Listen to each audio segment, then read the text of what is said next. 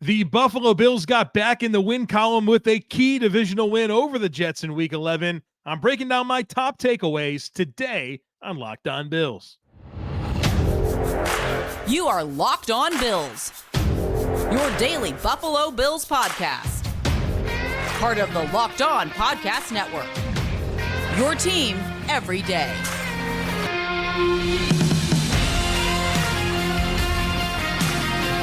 What's up, Bills Mafia? It's Joe Marino, author of Go Bills and Buffalo's Run, also the co-host of the Locked On NFL Scouting Podcast, and I'm your host of Locked On Bills.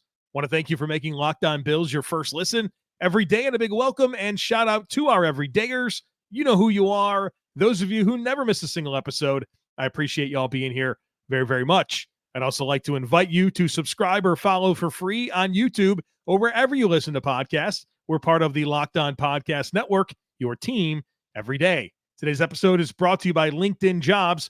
LinkedIn Jobs helps you find the qualified candidates that you want to talk to faster. Post your job for free at linkedin.com/LockedOnNFL. That's linkedin.com/LockedOnNFL to post your job for free. Terms and conditions apply. Happy Victory Monday to you. The Buffalo Bills defeated the Jets 32-6 and improved to 6-5 on the season. And I'll tell you what, folks, it felt good to watch the Buffalo Bills play football again because it's been a while.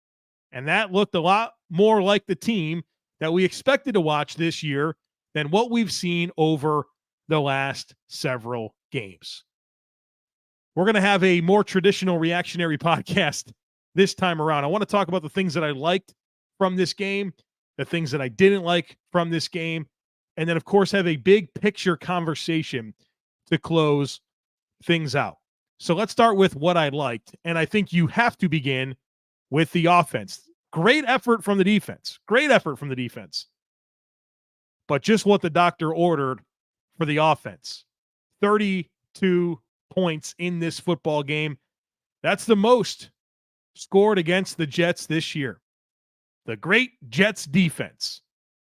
The Bills tagged them for 32 points, more than anyone else all season. 393 yards of offense. That's the second most against the Jets this year, keeping in mind the Bills basically walked through the fourth quarter because they were in such control. The most yards they gave up was 401 against Kansas City in a game that went down to the wire. The Bills get 263 passing yards in this game. Second most against the Jets all season. 268 was the most in a win for the Jets against the Eagles. The Bills' offensive line only gave up one sack.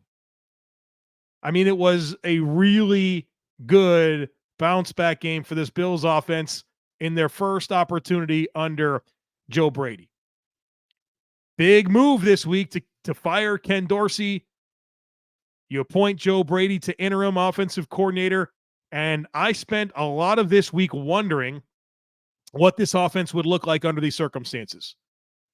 It's a short week against a great defense, and even on Sunday morning, I was in the Locked On Bills subtext community through the Discord, and I put out a question to the folks in the Discord channel, and I said, look, what can we realistically expect under these circumstances? And I think what we saw exceeded anybody's expectations. It was just what this offense needed. Joe Brady pulling the right levers in this football game, having a good game plan, utilizing motion, getting the running backs involved in very creative ways. It was good. Josh Allen, 20 of 32, 275 yards, 3 touchdowns, did have the 1 interception. We'll talk about that. 108.2 rating. Played good football. Looked like he was having fun out there. A little bit more aggressive with his legs. The 81-yard touchdown to Khalil Shakir, sprinting down the field, celebrating with his teammates in the end zone. Looked a lot more like the Josh Allen we'd like to see. Cut his hair. Looking good. I love the use of motion in this game. Thought there was some very effective schemes by Joe Brady. I'm obviously looking forward to diving into that more in the All-22 review.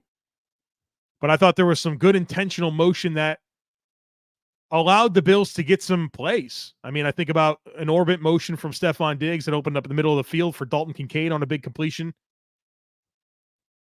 You saw some jet motion at other times to allow for some spacing to be created in the secondary for Josh to slot the football. It was good. It was good scheme. It felt like a good scheme, at least, and I'm certainly looking forward to checking that out in the All-22 review. I love the utilization of the running backs in the passing game. Ty Johnson, 3 catches, 47 yards and a touchdown. James Cook, 3 catches, 29 yards and a touchdown.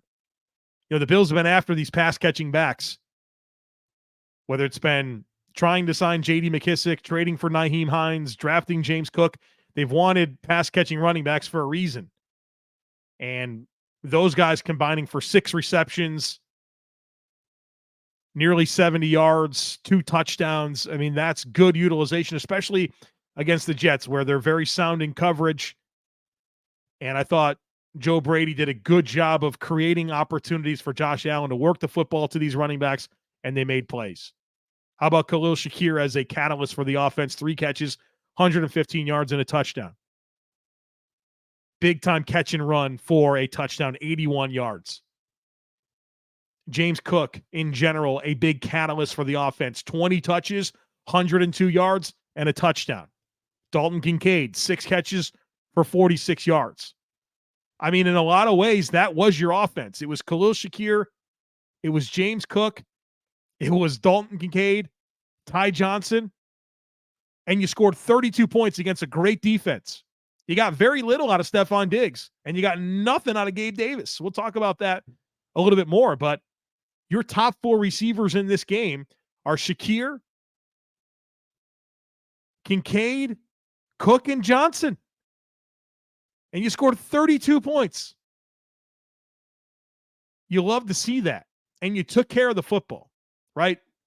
You took care of the football. You basically had a clean game taking care of the football, and it's funny what that can do for your football team. Certainly gives you a chance to win a game. Just in so many different ways. A little bit of juice into the operation, some good utilization of motion, some good scheme. The guys are having fun. And you feel like this offense suddenly has some life in ways that I didn't feel was the case over the last 6 games. So, yeah, I'll start with the offense. Joe Brady, great debut.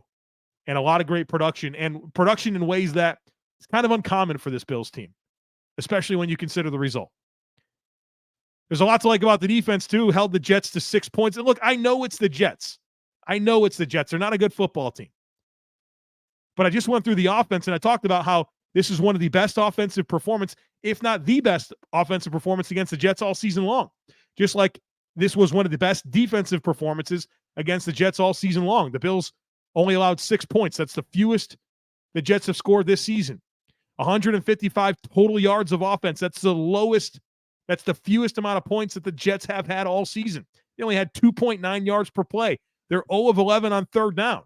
A dominant day for Sean McDermott's defense.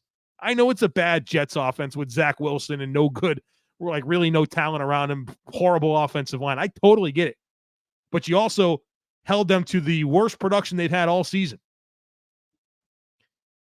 A lot of splash plays for the defense. 6 sacks. Leonard Floyd, 2.5 sacks, 2 tackles for loss, 3 quarterback hits. That guy was dominant out there. Up to 9.5 sacks on the season. One heck of a free agent signing. Tyrell Dodson was very active in this game, doing a good job playing downhill. He had a sack. Ed Oliver, a sack, tackle for loss, quarterback hit. His career year is continuing. Shaq Lawson had a great game. Sack, tackle for loss, quarterback hit. Huge on that 2-point conversion to contain rush there. Terrell Bernard with a half a sack. Rasul Douglas, what a game for that guy. 2 interceptions, both great plays on the ball. Fumble recovery, 3 pass breakups. We talked about the need for the Bills to take away the football and Rasul Douglas being brought in to do that, and he did the thing that you've asked him to do. He's taken away the football 4 times in the last 2 games. This is the first interception for the Bills defense since week 4 against Miami. The Bills offense was able to get a lead, which enabled the Bills defense to attack. Complementary football. That's all it means. And you saw it show up in a lot of ways in this game. some good things on special teams. We'll get to some things I didn't like in a minute, but the game, the tone for the game started on the first play. Reggie Gilliam covering that kick, forcing the fumble, and Quentin Morris recovered it. I mean, that was as good of a special teams tackle as I've seen in a long time. And then Gilliam got him again in the next kickoff coverage. Saron Neal with a nice play on kick coverage. Tyler Bass, 4 of 4 on field goals, including making from 50 and 48. I think he needed that for his confidence. So just a lot of good here, offensively, defensively, and special teams-wise, in a rout of the Jets, right? A 32-6 win over the Jets to improve to 6-5. A lot of bright spots. In a lot of ways, you feel like it's a big step in kind of going on the run that you hope they do the rest of the way. Now, we'll have the big picture conversation later on, but it's a good start. It's a good start. You did the thing you could do. The thing you control was how you played this week, and you played well, and you got a very, very convincing win, and one that you desperately needed. Now, it wasn't all clean. I have some grievances about this game that I want to air here in just a few minutes, and we'll get into all phases of football. There's none that I think were perfectly clean in this game, so we're going to talk about that here in just a second. Stick with me. But these days, every new potential hire can feel like a high-stakes wager for your small business. You want to be 100% certain that you have access to the best qualified candidates available, and that's why you have to check out LinkedIn Jobs. LinkedIn Jobs helps you find the right people for your team faster and for free. And folks, it is so easy to create a free job post over at LinkedIn Jobs, and then once you do, add your job in the purple hashtag hiring frame to your LinkedIn profile to spread the word that you're hiring. And then simple tools like screening questions make it easy to focus on candidates with just the right skills and experience, so you can quickly prioritize who you'd like to interview and hire. That's why small businesses rate LinkedIn Jobs #1 in delivering quality hires versus leading competitors. LinkedIn Jobs helps you find the qualified candidates that you want to talk to faster. Post your job for free at linkedin.com/LockedOnNFL. That's linkedin.com/LockedOnNFL to post your job for free. Terms and conditions apply. So we've discussed the things that I liked in this game. Long list, plenty to love offensively, defensively, and even special teams wise. But there's still some areas of this game that I think left something to be desired and would firmly fall under the category of what I didn't like. And I know that we've kind of gotten away from this type of a post-game reaction just because there's been so much to dive into in the immediate aftermath of a game. But I kind of like to do our post-game podcast with what I liked, what I didn't like, and then big picture. So we can get back on track a bit with that this week. But on things I didn't like, I got to start with injuries. You had 3 injuries to your secondary in this game, and a secondary that's already beat up with Kyer Elam on IR, Trey White on IR, and Christian Benford was active for this game, but Sean McDermott said on Friday that if he played, it would be more of an emergency type role, and he really couldn't play full-time snaps. Well, he winds up having to play full-time snaps pretty quick in the game because Dane Jackson has a concussion, Taron Johnson has a concussion, and Taylor Rapp also with, I believe, was a neck injury. The ambulance came out for him, didn't wind up going to the hospital. He's at home resting, but you're concerned there. Your secondary takes a hit when it's already had plenty of hits already this year to take. And look, 2 concussions here in Jackson and Johnson, and guys playing the game after they're concussed has been pretty it hasn't happened much this year. And so you're definitely going to need Taron Johnson against Philly this coming week. So we'll see how that all plays out this week. But three injuries here to the Bills secondary: Dane Jackson, Taron Johnson, and Taylor Rapp. Offensively, didn't love going 1 for 4 in the red zone. Certainly had some chances. I think those first 3 drives, you wind up kicking field goals. And I was okay with it. I think it was smart for Sean McDermott to take the points. You know what the Jets' offense is. And, by the time you got that 3rd field goal, the 9 points put you in a position where you're up by 2 scores. And, that was honestly enough. They scored 6, right? So you had a good awareness of the situation. But you don't want to go 1 for 4 in the red zone. You want to have a much better scoring rate. And I think the Bills were, kind of still feeling themselves out a little bit offensively. I understand it to an extent, but you'd like to be a little bit more productive in the red zone than 1 touchdown in 4 tries. Did not like the Jets going 1-for-1 in the red zone. And of course, that was their first touchdown in 13 quarters. I think it was like 40 offensive possessions in a row for the Jets before scoring a touchdown. Now, they had plenty of help along the way to get this touchdown. And that gets into the next thing of what I didn't like, and that was the fake field goal conversion. And I'm especially disappointed in the fake field goal conversion because it happened after the 2-minute warning. You know, you had a real opportunity to really talk it through and consider all the possibilities of that play, and you were completely unprepared for the possibility of a fake punt when you're up 16-0 against a team that has nothing going for them. Like, you have to sense out that desperation and at least be prepared for the possibility. It seems like the only thing the Bills were prepared for was a punt return. That was their entire objective there. They were setting up a punt return, and that's how that gunner was so wide open, is because that jammer on the Bills' punt coverage was so focused on getting depth and setting up that punt return where, you know, his first responsibility is to make sure that, you know, he's covering that guy. And so I thought that was bad preparation. And I think you kind of look at this Bills special teams in general this year, I think it's fair to be disappointed. Now, let's also keep in mind that Matthew Smiley in his first season last year as the special teams coordinator, they had the number one special teams units in the entire NFL. But this year, it doesn't feel like that's even close to where the Bills are, whether it's that play, it's the giving up a punt return touchdown that wind up ultimately being not the reason you lost the game, but the play that decided the game on against the Jets in week 1. You had the 12 men on the field last week against the Broncos. Just bad, right? I mean, your kick and punt coverage units, I think, in totality this year just haven't been as good, which is especially disappointing given the resources that you have committed to the special teams. Your kick and punt return's been pretty, just nothing explosive there either. So it doesn't feel like there's a whole lot. Even Tyler Bass this year has not been great. Little stretch there of missing like 3 of 4 field goals and, missed an extra point in this game. And even Sam Martin's been super up and down this year. So, yeah, I don't think the special teams have been very good. And here you go. You have another blunder here with the fake punt that gives them the momentum to score their touchdown. And, of course, that was aided by a 15-yard penalty on Ed Oliver for roughing the quarterback, right? So you give up a fake punt, you have a boneheaded penalty, and they score their first touchdown in 40 drives. Penalties in general were annoying in this game. 8 for 77. I thought there was some softer calls, but the two that stand out to me as penalties that you just can't have are Jordan Phillips and his unnecessary roughness. I think that was really early in the game, just a completely boneheaded play to be aggressive there and kind of jump on that guy. Just like, don't do that. Like, be smart, be a pro, understand the situation, and don't do that. Same thing with that Ed Oliver. Great game by Ed, but that was a boneheaded play. So them scoring that touchdown, the fake punt, and of course the penalties. How about Gabe Davis? No catches, no targets. He has 2 catches in his last 3 games, and he's on the field basically every snap. It's not like he's not on the field. I mean, he's just not producing. Gabe Davis, no catches in this game. He has a total of 2 catches in his last 3 games. He has 2 or less catches in 6 of 11 games this year, including 4 of the last 5. Where you at, Gabe? Where you at? I know the big argument for Gabe Davis has been wide receiver 2 production. They're good. His numbers have been good as a number 2 receiver. It's never been about the production, even though now it is.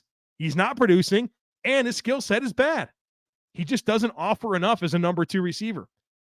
Now, I think he's important for this offense because him playing on the outside and running for love of the game routes and blocking allows the Bills to move Diggs and Shakir and Kincaid around, and that's your bread and butter throwing the football. But come on, Gabe, you got the C on your jersey. It's a contract year. Where you at, bud? MIA once again. Stefon Diggs. I don't think Stefon Diggs played well in this game. Had 4 catches for 27 yards on 8 targets. Had 2 drops and a fumble. That's not a good game for Steph Diggs. Now, like I said earlier, you love that you scored 32 points and had the production that you did, despite literally having nothing from Diggs and Davis. But obviously, you love for those guys to be a bit more involved. Don't love Tyler Bass missing an extra point. Sam Martin had a couple of shaky punts. And I really did not love the end of the second half sequence for the Bills in general, right? I mean, like, the whole thing was bad. The fake punt into allowing the touchdown, and then you get the ball back. This was annoying too. 45 seconds left. You have one timeout. You're trying to get yourself in position to kick a field goal, right? And it was just a clunky drive. 6 plays for 17 yards. It ends in an interception.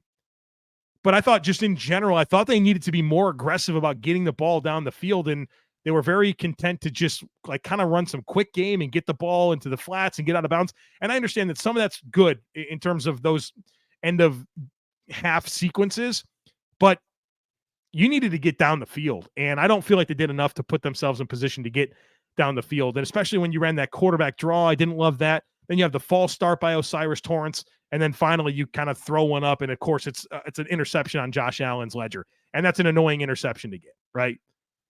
Just kind of throw one up, end of half.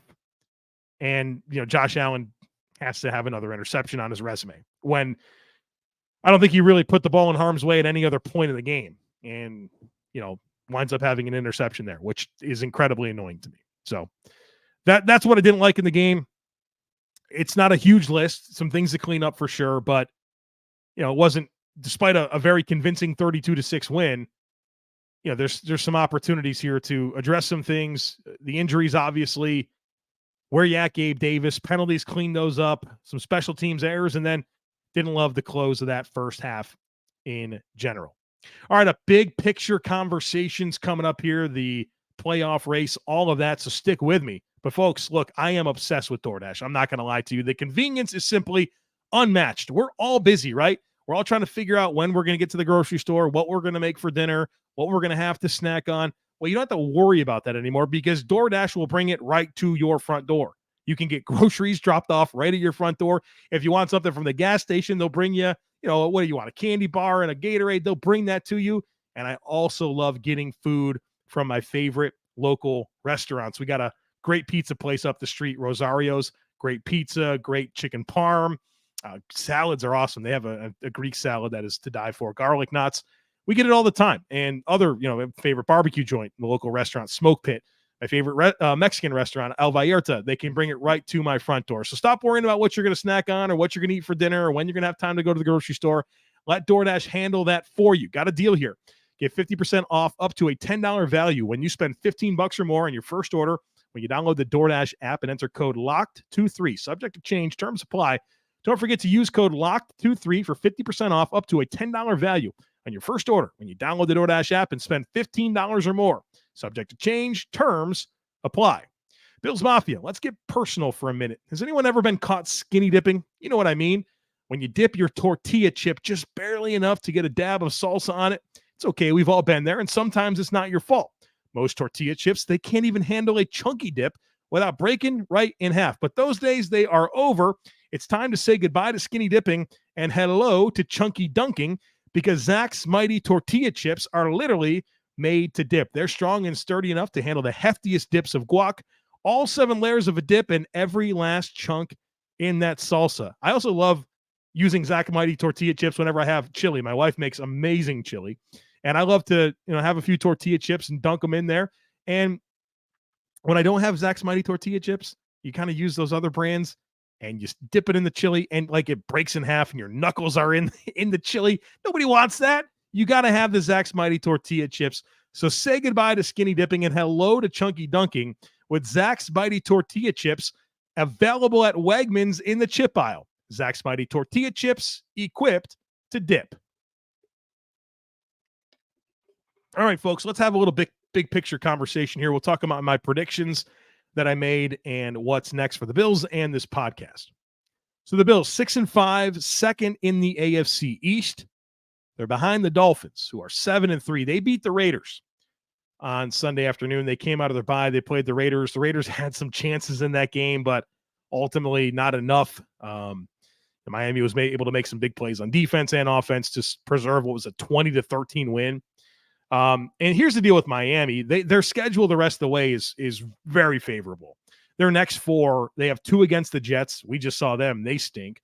The Commanders and the Titans. Those are not good football teams. They're probably going to win all 4 of them. And they're already at 7 wins. So that's going to put them at 11. Now, their last 3 are against the Cowboys, the Ravens, and the Bills. But still, right? You're still chasing them, and they have a favorable schedule. And the Bills obviously have an incredibly tough road ahead. Their next game at the Eagles, then it's the bye week, then you're at the Chiefs, and you still got to play the Cowboys, Chargers, Dolphins, and Patriots to close out the season, right? That's what makes it really tough. And I don't know if 10 wins is for sure. I think if you get 11, I think that's going to be, you're going to be set. But if you go 4-2 down the stretch, you get to 10. If you go 5-1, that gets you to 11. And I think you have to be in one of those two buckets to make the postseason. Now the Jets, they're 4-6, they're in third place. Patriots are 2-8, they're in last. But if the season ended today, the Bills are still not in the playoffs. They're the 8th seed at 6-5. Ahead of them is Pittsburgh at 6-4. The 6th seed is the Houston Texans at 6-4, and then the Cleveland Browns are the 5th seed at 7-3. Now, on one hand, you look at those three teams and you think Kenny Pickett and a terrible Steelers offense, the Houston Texans and a rookie quarterback. I mean, certainly there's a lot going for the Texans that is good, but they're also a young team, haven't paid their dues, right? I mean, they're not the type of team that you just expect is going to go out there and win every game. They've lost to the Panthers this year. And then, of course, the Cleveland Browns, who don't have Deshaun Watson anymore. They have Dorian Thompson-Robinson, who's like a late round pick, a rookie. So, but that's kind of offset by they have easy schedules and you have a tough schedule, and you're 3-5 in the AFC. The Browns are 5-2 in the AFC. The Texans are 3-2. The Steelers are 4-3. And let's not forget about the Colts. I mean, they're 5-5. The Bengals are 5-5. Now they don't have Joe Burrow anymore, but I mean, you're kind of in this cluster of teams. You've done yourself no favors by losing to the Jets in week 1 after leading by 10 with 4 minutes left in the game. You lost to the friggin' Patriots. You lost to the Broncos at home. The Jaguars disaster. The Bengals, right? Like you put yourself in this spot. You have an uphill climb. You need things to go your way to do this. And that includes mowing through a tough schedule. And things feel good right now. They do, right? 32-6 win. But right now, the Bills' focus has to be just 1-0 every week, right? That's all they can do. The only thing they can focus on is their next opportunity to play a football game and go 1-0. And they got some tough tests along the way. They'll do it or they won't, but it's a tough schedule. And I think you just take it 1 week at a time. Now, obviously, like I said, I think you have to go at least 4-2. You love to, if you have to lose 2 games for them to be NFC games, Eagles and Cowboys, but just take it 1 week at a time and try to go 1-0. I think that's really, I know that's cliche and all that, but I think that's what the Bills have to do.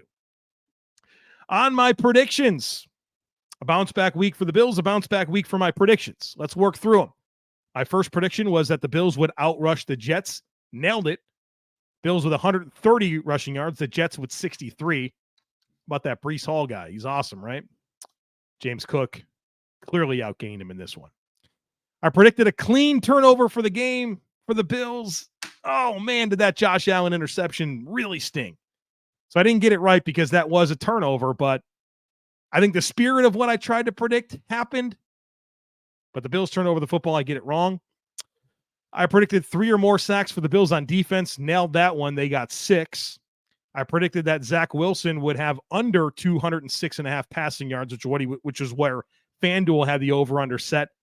And he only had 81 passing yards, so we nailed that one. And I predicted a Bills win, which was another correct prediction. So I go 4 for 5. I nearly go 5 for 5 if there wasn't that cheesy interception at the end of the second half, or the end of the first half. So 4 for 5. Next up for the Buffalo Bills is the Philadelphia Eagles. Obviously a big game against the defending NFC champions. As of the recording of this podcast, they have the best record in football. They play Monday night against the Chiefs, and so your Bills get them on a short week for them. A little bit of a rest advantage, but obviously it's in Philadelphia. It's a tough environment to go play a football game. But we'll spend a lot of time this week getting ready for it, but not before we do the All-22 review, which will come your way at some point on Monday. Hoping to do that. It really just depends on what time I get the film, but I'll get into it as quickly as I possibly can. I'll obviously be posting clips in the Discord channel through the Locked On Bill subtext community, so make sure you join that. There's a link in today's show notes if you want to be part of all of that. But as soon as I can get to it, I will. It'll either be right at about 3-4 o'clock p.m. Eastern time, or later that night when I put my daughter to sleep. So we'll see how that all all goes down. I got a busy Monday, but we'll spend time in the tape. Obviously, that'll be our next conversation. Then, of course, herd mentality, and we get ready for the Eagles game from there. So don't miss anything. Make sure that you're subscribed. Would love it if you took a second to rate, review, and share the podcast. Have a great rest of your day. Go Bills. Enjoy your victory Monday. It's been a minute, and I look forward to catching up with you again on the All 22 Review.